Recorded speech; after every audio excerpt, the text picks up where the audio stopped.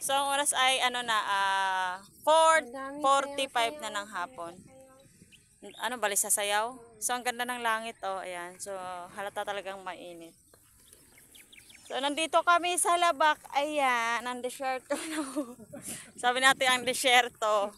So dito kami sa desierto, ang daming nagliliparang mga ano yan. Balin sa sayaw. Maraming basura, ayan. So, may balak na namang magsunog kung yan ay umano na. Yari sila ditong mga tagaan. Ginawa nila ng basurahan. Oh, wag ka daw sa desierto. So, ito yung desierto dito sa amin, ano. Kinukuhaan nila ng buhangin, ayan. Dito sila nanguha ng buhangin na. Oo. Kasi ito ay malaking ilog dito sa amin. So nakakalungkot lang kasi napakaraming basura. Sana may ano yun, may tapunan na tama para yung kapaligiran natin ay malinis. Sana sa Kabinte, ayan, kaya gusto namin doon kasi Ang gamot na ang pangalan ay elepante. oh, so si ate, ito daw elepante. Paano nag-elepante yan, te? Saan ang gamot yan? Sabinat. Eh, hindi nga. Kutin yan. Uy, maniwala. Naibala ka dyan. Tapos, ano yan? Dahon. Uy. So guys, alam nyo ba yung halaman na yan? Tawag daw dyan ay elepante. Elephant plant. Ganon. So, tumutubo siya sa basurahan. Bunutin mo nga. Tumutubo. Tumutubo siya guys sa basurahan. So, kuha kami ng pampalakas nila dito sa syudad. Sa amin kasi sa bukid, di ba yung pampalakas namin doon? Sa kanila sosyal, elepante daw. Wala kaming ganyan doon sa bukid. Dito lang yan, only in basurahan. Ayan, nawa si ate. Ano?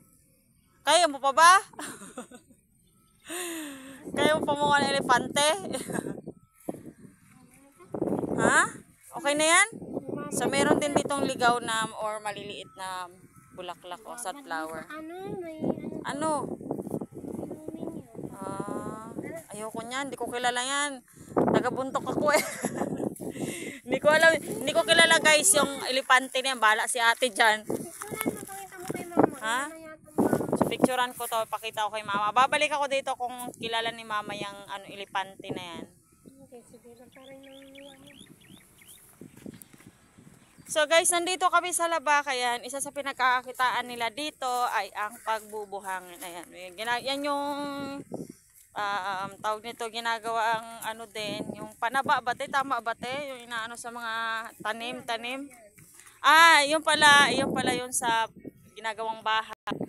Tapos yung kabilang side, ito yung yan, panaba, yung kumbaga vermicast, yung parang inahalo sa vermicast daw. So ganito ang panahon, ang lugar dito, ang area dito, ang itsura dito. Sana sa bukid, yan sa amin sa bukid, sana hindi magkaganito na maraming basura. Kasi iba yung hangin pa rin ng fresh. O, tsaka yung mga pananim, may mga natural, tsaka mga nature kasi doon na hindi siya natubo pag mga ganitong mga na siya, na maraming mga basura na. So ito yung nila dito, ayan, ang lugar nila dito. So magkaiba doon sa Kabinte, sa amin kasi ang Bukod-Tagi, makikita mo doon na mga kalat-kalat ay ang mga kahoy, mga dahon ng puno, yung mga tawag nito. Kasi yung mga ganong dahon-dahon ng mga kahoy, yun lang makikita mo doon sa aming bukid. Pero dito sa syudad, ayan, yung pinagkaiba ng syudad at ng bukid. So sana yung mga bibili doon sa amin o kung sino man titira doon, sana hindi ganito ang gawin nila kasi kawawa ang ating mundo. Charot. Kaya nga, sabi ko sa inyo, pag ang panahon at ang kalaban natin at kalikasan ng ating kalaban, wala tayong magagawa. Kaya yan na muna mga kasailan dahil umabot na ako ng 5 minutes and 5 seconds. Thank you sa panonood. God bless and more for sa lahat. Bye-bye.